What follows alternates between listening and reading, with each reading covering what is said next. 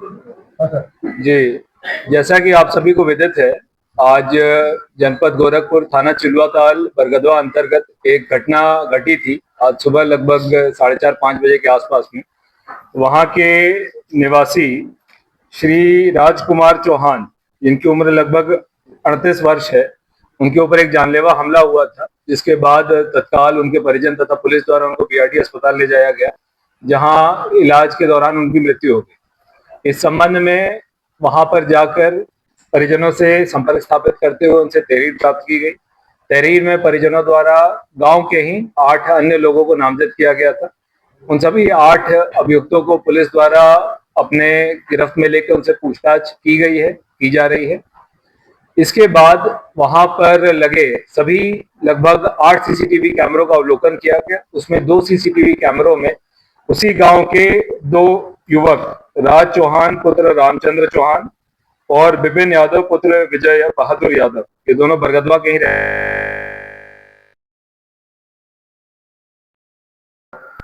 इन दोनों का footage police को प्राप्त हुआ।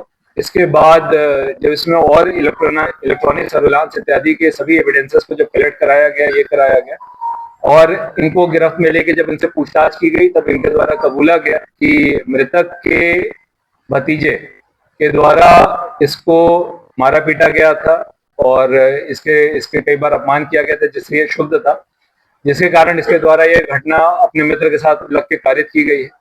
इसमें इसके द्वारा फायर आर्म का यूज करना तथा एक धारदार हथियार से कई बार मृतक के ऊपर प्राणघातक हमला करना ये बताया गया था। पुलिस के द्वारा पोस्टमार्टम की कार्रवाई डॉक्टर के पैनल और वीडियोग्राफी में कराई गई। पोस्टमार्टम में 11 जगहों पे घाव आने की बात दिखी, जिसके आधार पर इन दोनों अभियुक्तों से कड़ाई से पूछताछ करते हुए इनकी जो कन्फेशनल स्टेटमेंट है उसको दर्ज करते हुए इसमें अग्रिम विधिक कार्रवाई की जा रही है। इस पूरे मामले में पुलिस द्वारा 8 टीमों को लगाया गया था।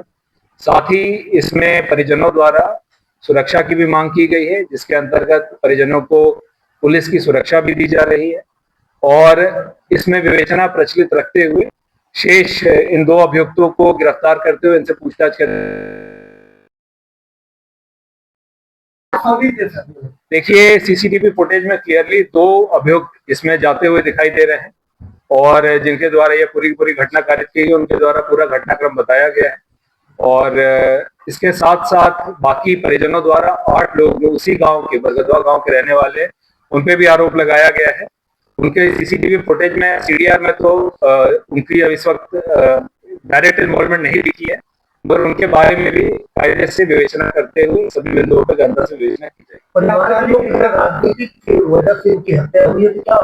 देखिए, अभी तक जो हमें अभियुक्त मिले हैं सीसीटीवी फुटेज में और सीडीआर में, इनके द्वारा ये बताया गया है कि इनकी रंजिश इनके भतीजे से थी, मगर अभी कड़ाई से पूछताछ बाकी और विवेचना में सभी बिंदुओं को समाहित करते हुए इस पूरी विवेचना को किया जाएगा। राजनीतिक उद्देश्य की पैसे करने में देखिए, अभी तक जो हत्या की वजह निकल कर आई है कि इनके इस परिवार से रंजिश थी। ये जो लड़का है इसमें राज चौहान और साथ इसकी उम्र लगभग 18 वर्ष है और दूसरा अभियुक्त विपिन यादव पुत्र विजय बहादुर यादव, इसका 2 पुराना मुकदमा भी है, इसका आपराधिक इतिहास भी।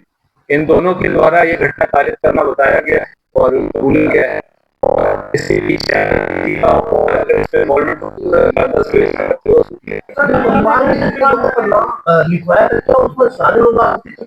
देखिए, अभी तक परिवार ने 8 लोगों को नामजद किया था। उन 8 पे विवेचना प्रचलित है और उसमें सभी बिंदुओं को समाहित करते हुए विवेचना को कंप्लीट किया। सर, परिवार ने क्या डिमांड रखा था? देखिए, परिजनों के माध्यम से एक विवेचना त्वरित रूप से और स्पष्ट रूप से, पारदर्शी रूप से किया जाए और पुलिस द्वारा उसमें बहुत सक्रियता से टीमों को लगाते हुए सीसीटीवी फुटेज, इलेक्ट्रॉनिक सर्विलांस के डिटेल, अभियुक्तों की गिरफ्तारी इत्यादि कार्रवाई पूरी की गई है। परिजनों द्वारा जो दूसरी मांग थी वो सुरक्षा के संबंध में थी, वो उनको उपलब्ध करा दी गई है और परिजनों द्वारा कंपनसेशन के संबंध में कुछ बिंदु उठाए गए थे, जिसके संबंध में जिलाधिकारी महोदय